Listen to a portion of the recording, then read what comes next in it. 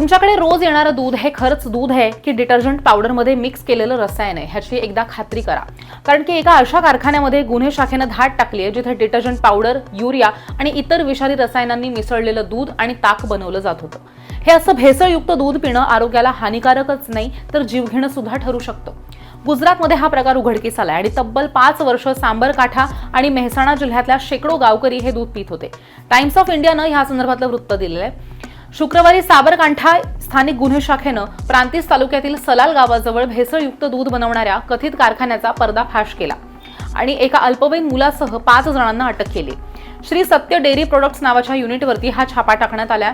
इथं पाणी आणि दुधाची powder, caustic soda, refined palmolein oil, refined soybean तेल, डिटर्जंट पावडर आणि युरिया हे खत मिसळून दूध तयार केलं जात होतं। 300 लिटर चांगल्या दुधामध्ये विविध रसायनं मिसळून दररोज 1700 ते 1800 लिटर दूध तयार केलं जात होतं।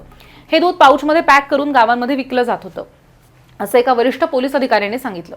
या छाप्यादरम्यान पोलिसांनी 450 kilo whey powder, 625 kilo skim milk powder, 300 kilo premium SMP powder, urea खत, caustic soda, detergent powder, soybean तेल आणि पामोलिन तेल ह्याच्यासह भेसळयुक्त साहित्य सुद्धा जप्त केलं।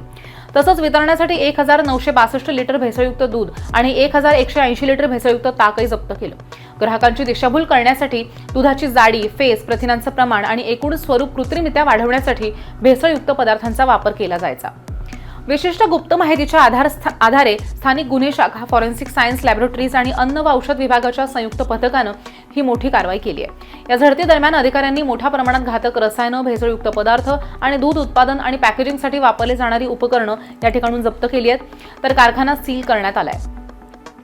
पोलिसांनी प्लांट ऑपरेटर जितेंद्र पटेल आणि कर्मचारी सचिन मकवाना, करण परमार आणि अजय सिंग परमार ह्या 4 आरोपींना अटक केली आहे आणि एका अल्पवयीन बाल कामगाराला सुद्धा ह्या ठिकाणून ताब्यात घेतलंय।